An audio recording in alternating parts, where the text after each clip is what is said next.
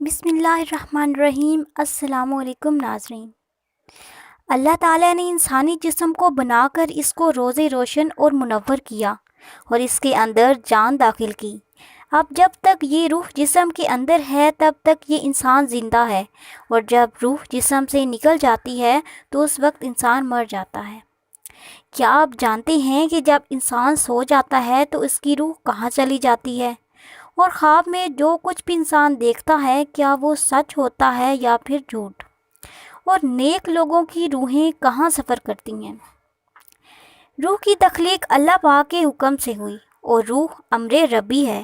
جس طرح دنیا میں انسانی جسم کا لباس کپڑے ہیں، بالکل اسی طرح اللہ تعالیٰ نے روح کا لباس انسانی جسم کو بنایا ہے۔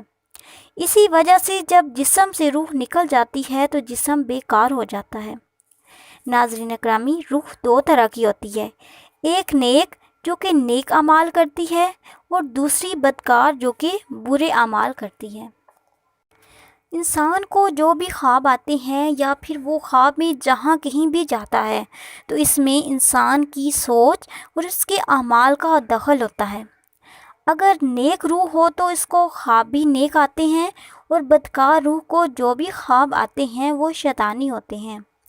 جب انسان سو جاتا ہے تو اس کی روح جسم سے نکل جاتی ہے اور سیر کرتی رہتی ہے، لیکن اس کا تعلق جسم سے نہیں ٹوٹتا بلکہ جسم سے باقی رہتا ہے۔ روح بہت طاقتور ہوتی ہے۔ اگر یہ روح اللہ تعالیٰ کی عبادت اور اس کے ذکر کے ذریعے اس کا قرب حاصل کر لے تو روح کے پاس اتنی طاقت ہوتی ہے کہ وہ اپنے جسم کو جہاں چاہے اڑا کر لے کر جا سکتی ہے۔ روایات میں آتا ہے کہ ایک دفعہ ایک شخص نے حضرت علی رضی اللہ تعالیٰ عنہ سے سوال کیا کہ یا علی رضی اللہ تعالیٰ عنہ، جب انسان سو جاتا ہے تو اس کی روح کہاں چلی جاتی ہے؟ کیا یہ انسان کے جسم سے جدا ہو جاتی ہے؟ تو آپ نے فرمایا کہ یہ روح 3 حصوں میں تقسیم ہے۔ روح کا پہلا حصہ انسان کے جسم میں ہی رہتا ہے، جبکہ روح کا دوسرا حصہ اس کے جسم سے باہر عالم برزخ میں اس کو دیکھ رہا ہوتا ہے، اور روح کا تیسرا حصہ انسانی جسم سے اس وقت جدا ہوتا ہے جب انسان سو جاتا ہے۔ اگر انسان نیک ہو تو اس کی روح ایک ایسے عالم میں چلی جاتی ہے جہاں پر اللہ پاک نے جنات اور انسانی روحوں کے درمیان ایک راستہ بنایا ہے، اور جب یہ روح وہاں تک پہنچ جاتی ہے تو اس وقت انسان کو خواب آنے لگتے ہیں۔